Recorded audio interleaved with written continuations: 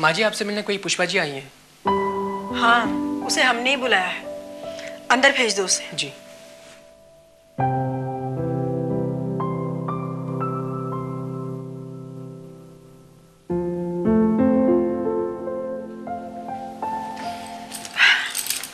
जीती रहो, जीती रहो। आओ, हमारे पास बैठो।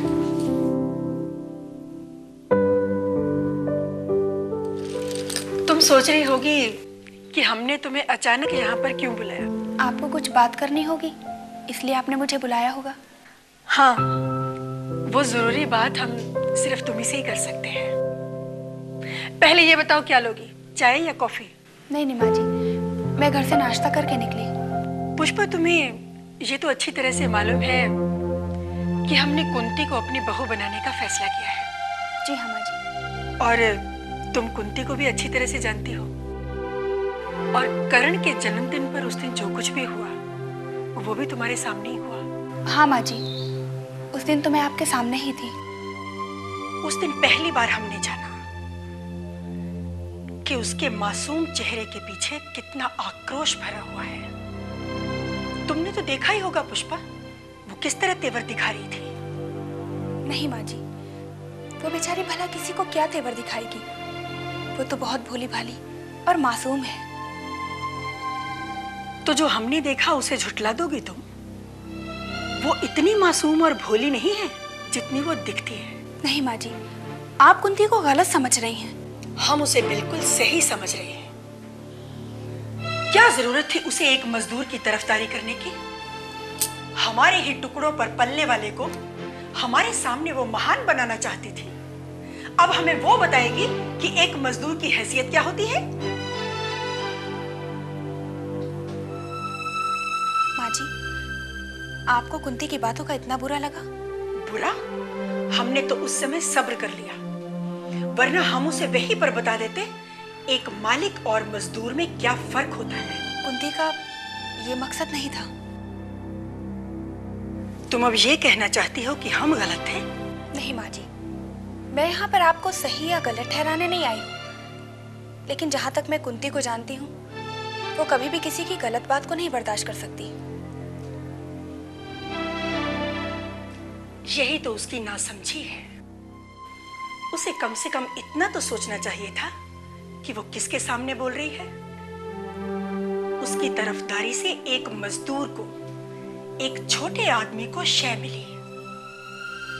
इस तरह बढ़ावा मिलने से ये लोग मुंह लगने लगते हैं, और ऐसे छोटे लोगों को हम अच्छी तरह से पहचानते हैं। माँ जी, जहाँ तक मैं हिम्मत जी को जानती हूँ, वो छोटे जरूर हैं, लेकिन उनका व्यवहार, उनका आचार बहुत ऊंचा है।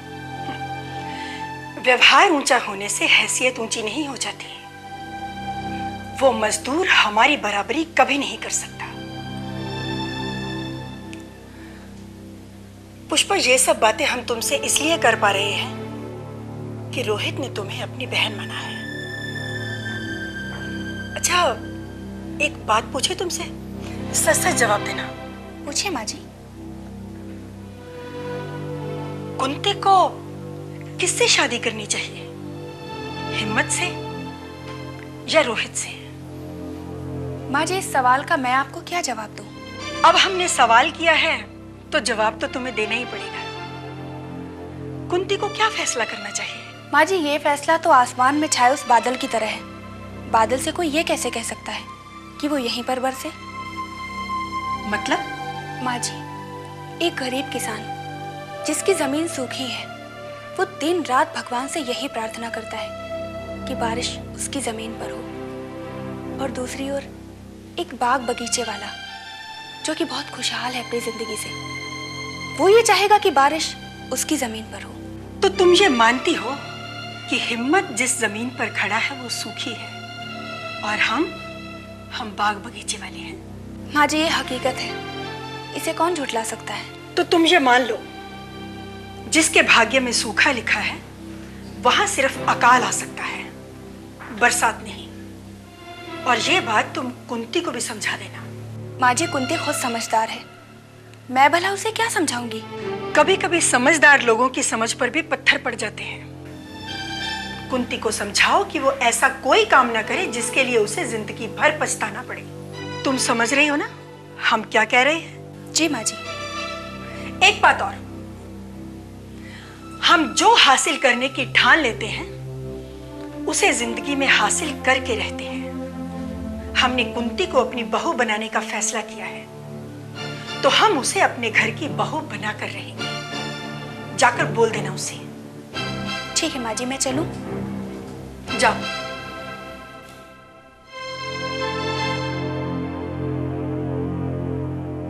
सुनो,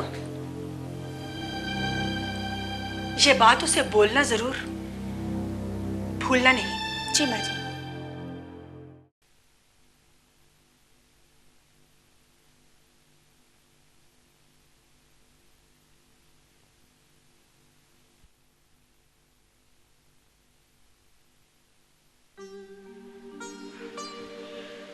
नमस्ते सरला जी।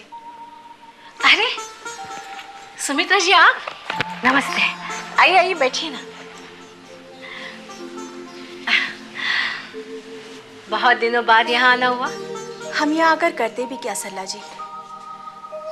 जिन स्थितियों को आप लोगों ने हमारे सामने लाकर खड़ा कर दिया है उसमें हमारे लिए शर्मिंदगी के सिवा और कुछ भी नहीं रहा। ये आप क्या कह रही हैं सुमित्रा जी? हमने आपकी शर्मिंदगी की ऐसी कौन सी स्थिति पैदा कर दी? आप सब लोगों ने मिलकर रस्तोगी का रिश्ता जो खड़ा कर दिया है, ऐसे में हम ना तो हिम्मत का सामना कर पा रहे हैं और ना ही कुंती का। रस्तोगी का रिश्ता अपने आप आया है सुमित्रा जी, उसके लिए किसी ने कोशिश नहीं की। और फिर हर लड़की की शादी से पहले उसके भविष्य को लेकर बहुत कुछ सोचना पड़ता है। अच्छा, तो ये बात आपने तब क्यों नहीं सोची जब आपने हिम्मत और कुंती का रिश्ता तय किया था? क्योंकि तब हिम्मत के सिवा और कोई नहीं था। ये कोई अच्छी बात है सरला जी? किसी को भरोसा देकर अपने कहे से मुकर जाना। मैं तो आज भी आपके पास नहीं आती थी। अगर कुंती ने आकर मुझे करण के जन्मदिन की बात नहीं बताई होती। अच्छा, तो कुंती ने आकर आपको उस दिन की सारी बातें बता दी? क्यों? उसे हमें नहीं बताना चाहिए था? सरला जी, आखिर उसके सब्र की कितनी परीक्षा लेंगे आप? मैं उसकी परीक्षा ले रही हूँ? और नहीं तो क्या सरला जी, आप 24 घंटे इस आश्रम में अपनी आंखों से उस बेचारी की तड़प को देख रही हैं, फिर भी आपको उस पर तरस नहीं आता? अच्छा, तो सुमित्रा जी अब आपको भी मुझसे शिकायत होने लगी? नहीं नहीं सरला जी, शिकायत की कोई बात नहीं है। आपसे बेहतर कुंती के दुख दर्द को और कोई नहीं जान सकता। इसीलिए तो मैं उसे झूठी हमदर्दी नहीं दिखा सकती। उस पर तरस खाकर मैं उसे कमजोर नहीं बना सकती। वो एक माँ है सरला जी, और एक माँ का दिल अपने बेटे के लिए कभी पत्थर का नहीं बन सकता। आप चाहे कितना भी कोशिश कर लीजिए। सुमित्रा जी, आप कुंती की भावुकता में आकर बात कर रही है और मैं इमोशनल होकर नहीं, प्रैक्टिकल होकर सोचती हूँ। पूरे 5 साल हो गए आपने प्रैक्टिकल होकर सोचा, लेकिन क्या कुंती करण को भुला पाई है? लेकिन उसे भुलाना होगा। जो बेटा उसका रहा ही नहीं, उससे क्या वास्ता? ये कहना आसान है सरला जी, लेकिन एक माँ के लिए अपने बेटे को भुला पाना बहुत मुश्किल। उसके न भुलाने का तो ये नतीजा है जो आज कर्ण के सिवा कुंती को कुछ दिखाई ही नहीं दे रहा। ये कैसे संभव है सरला जी? कुंती ने तो मुझे बताया कि करण के जन्मदिन पर उसने अपने बेटे की आवाज सुनी। करण ने कुंती को माँ पुकारा। हाँ, कुंती ने मुझे भी बताया था। कुंती ने बताया या आपको अच्छी तरह मालूम है कि फोन पर स्वीडन से कुंती और करण की बात किसने कराई? जब फोन आया उस वक्त मैं वहां नहीं थी।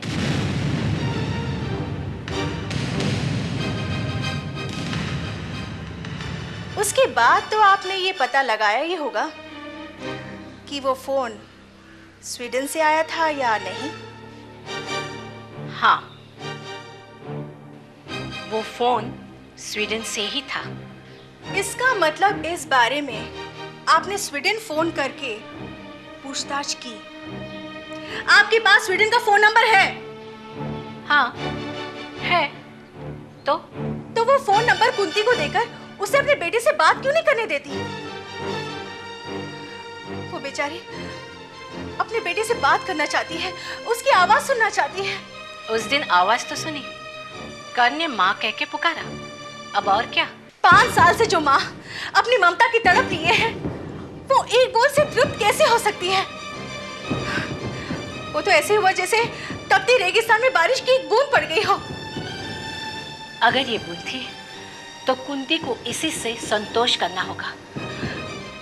ऐसा मत कहिए सरला जी, मैं आपके हाथ जोड़ती हूँ। उस पर एक उपकार कर दीजिए, उसे अपने बेटे से बात करा दीजिए। आज वो बात करना चाहती है, फिर कहेगी कि उसे कर्ण से मिलना है, फिर वो उसे वापस पाने की जिद करेगी। ऐसी गलती मैं नहीं कर सकती। चाहे वो अपने बेटी के लिए रो रो कर मर जाए। ऐसा नहीं होगा। मतलब आप ना उसे जीने देंगी ना मरने देंगी। सुमित्रा जी, ये कोई पहला वाकया नहीं है। इससे पहले भी कई बार कुंती ने अपने बेटे से बात करने के लिए मुझसे फोन नंबर और स्वीडन का पता मांगा, लेकिन मैंने नहीं दिया। लेकिन क्यों? ये मेरी मजबूरी है, मैं वचन से बंधी हुई हूँ। मैंने उस स्वीडिश कपल को लिख कर दिया है कि मैं उनके बारे में किसी से कुछ नहीं कहूंगी, और कर्ण को भुलाने में कुंती की भलाई है। और ये बात आप भी अच्छी तरह समझ लीजिए सुमित्रा जी। काश हमारी समझ से कुंती का भला हो पाता। हमें तो ऐसा लगने लगा है कि उस बेचारी के लिए चाहकर भी कुछ नहीं कर सकते, और जो कर सकते हैं वो वचन से बंधे हुए हैं। कितना अजीब है ना ये सब कुछ। कुंती को अब सिर्फ अपने आज को देखना चाहिए। कल जो गुजर गया उसकी याद में भटकने पर उसे अंधेरे के सिवा कुछ नहीं हासिल होने वाला। सरला जी, एक बार अगर आप करण का पता बता देती तो। मैंने कहा ना सुमित्रा जी, मैं अपने जीते जी कर्ण का पता किसी को नहीं बता सकती। और अगर आप कुंती की शुभचिंतक हैं तो कोशिश कीजिए कि कुंती अतीत में नहीं भविष्य की तरफ देखे। भविष्य उसके फैसले के इंतजार में है। जिसके अतीत का दर्द आज वर्तमान में भी ताजा हो, उससे हम भविष्य की क्या और कैसे बात करेंगे?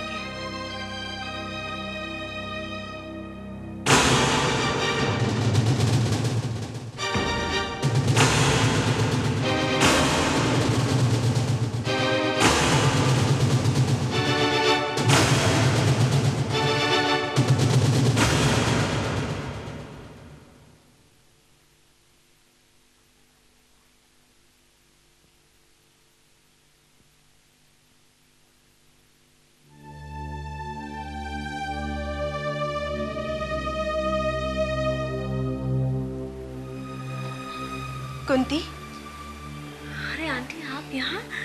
नमस्ते। नमस्ते। कब आई? मैं काफी देर से सरला जी के साथ थी। उस दिन घर में मेरी तुमसे बात हुई थी ना कि मैं सरला जी से बात करने आऊंगी। हुई बात? क्या कहा उन्होंने? कुंती, अब मैं तुम्हें क्या बताऊं। सरला जी को मुझसे बेहतर तो तुम जानती हो। मुझे मेरे जानने वालों ने ही तो गुमराह किया है। कुंती,